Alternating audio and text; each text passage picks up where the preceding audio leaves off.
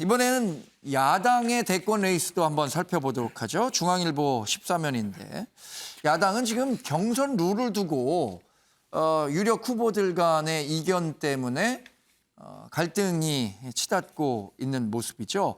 윤석열 후보와 최재형 후보 측, 또 홍준표 후보와 유승민 후보 측은 역선택 방지 룰을 두고 공방을 가열하고 있습니다. 그러니까 윤석열, 최재형 후보 측은 우리 당을 지지하지 않는 사람들은 여론조사에서 제외시키자 이렇게 주장을 하고 있는 거고요.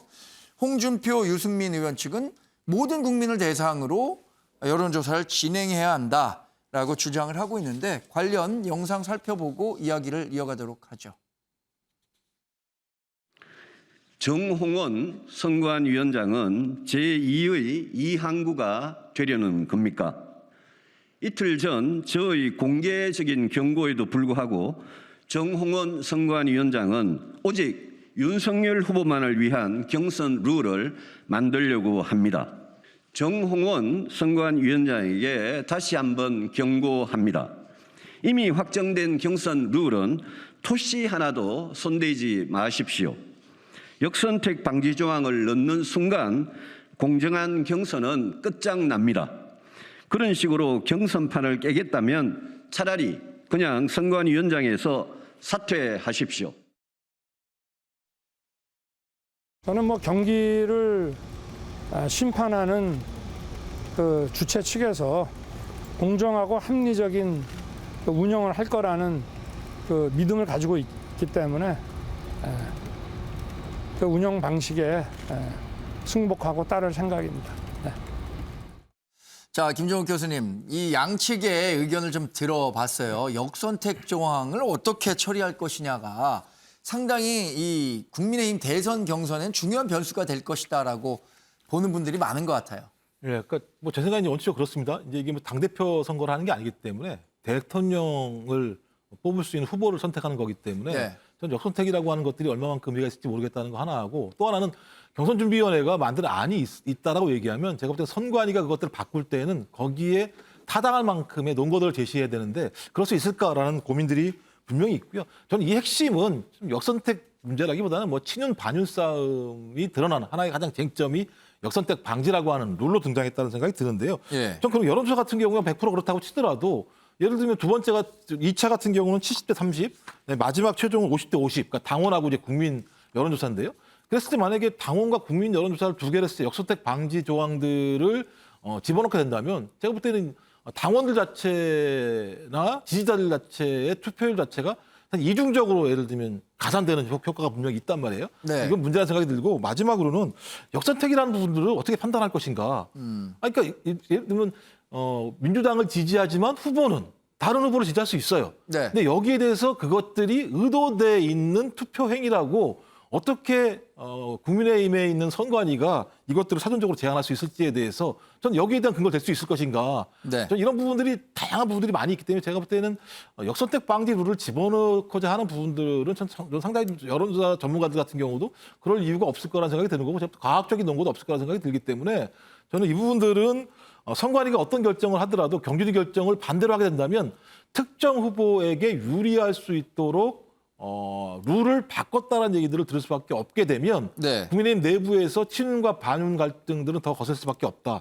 저는 극단적인 상황으로 갈 수 있다는 생각이 들어서 저는 가급적이면 경선준비위원회가 만든 안을 존중하는 것이 저는 타당한 방향이라는 생각이 듭니다. 네.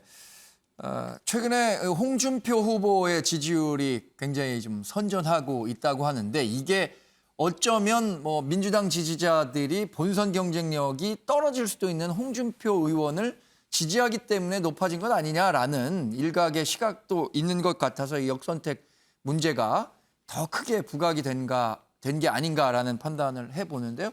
김재석 의원님, 그러면 결국에는 이 정홍원 그 시스템에 대해서 이 후보 측들이 좀 반발하는 그런 양상으로 이어질 수 있는 거죠?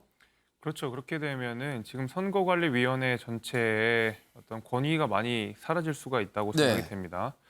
그 이제 역선택과 관련돼서는 사실 국민의힘에서 지난 이제 4.7 재보궐선거 때부터 그 다음에 있었던 전당대회, 그다음에 이번에 이제 대선까지 문제가 지금 되고 있는 사안이었는데요. 국민의힘 이제 당원 당규에 따르면 사실 역선택 방지 조항을 넣지 않는 것이 기본입니다. 네. 특례 조항을 통해서 이제 특별한 경우에 역선택 방지 조항을 넣을 수 있다라고 되어 있기 때문에 기본적으로 국민의힘 당원 당규상 역선택 방지 조항을 안 넣는 것이 기존의 이제 전통이었고요. 특히 네. 이제 4.7 재보궐선거 같은 경우에 결과를 보게 되면 오세훈 시장, 그러니까 당시 오세훈 후보의 득표율을 봤을 때 민주당을 지지했던 사람들 중에서도 상당 부분 표를 가져온 부분이 있거든요. 그래서 우리가 과연 민주당이 당이 다르다고 해서 지금 지지하는 정당이 다르다고 해서 이들을 여론조사의 어떤 하나의 어떤 그 선택지로서 배제를 해야 되는 거냐 이제 네. 이런 문제가 분명히 있습니다.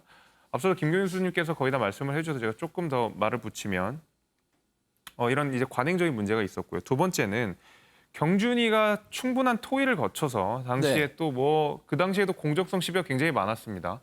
결국에는 이 경선준비위원회 위원장인 서병수 위원이 직접 사퇴까지 하면서 공정성 시비를 불식시킨 거 아니겠습니까? 네.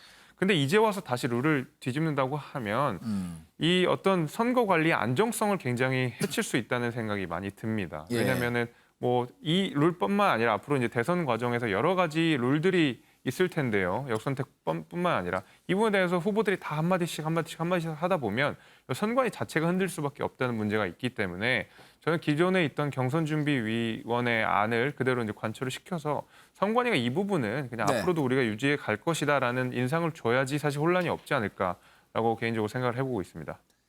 네, 세계일보 사면은 윤 후보는 이틀째 이 충청권 중원 공략에 나섰다는 소식, 또 원희룡 전 제주지사는 부산에서 집토끼에 나섰다는 소식을 함께 다루고 있습니다. 조대준 변호사님, 이 윤 후보는 충청권에 굉장히 공을 많이 들이고 있는 것 같죠? 또 뭐 지금 뭐 어느 지역이라도 다 지금 공을 들여야 되는 상황이긴 한데 저는 뭐 윤석열 후보가 뭐 열심히 하는 거는 뭐 노력하는 부분에 대해서는 뭐 높이 사야 된다고 생각하지만 선거운동 할 때 조금 그 불편한 부분들이 좀 있습니다. 뭐 일단 그 박근혜 대통령을 수사한 전력을 의식해서 전통 보수층에 다가가려는 시도를 한다라고 이렇게 언론에서 나와 있는데 본인이 이제 그 수사한 전력이 있지 않습니까? 박근혜 전 대통령을.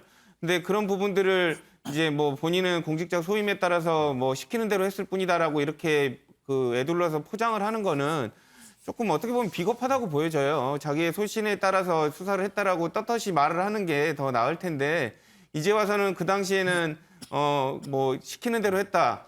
그러니까 지금에 와서는 나를 밀어달라. 이런 모습들이 지금 국민들이 보기에는 조금 비겁해 보이지 않나라는 생각이 또 듭니다.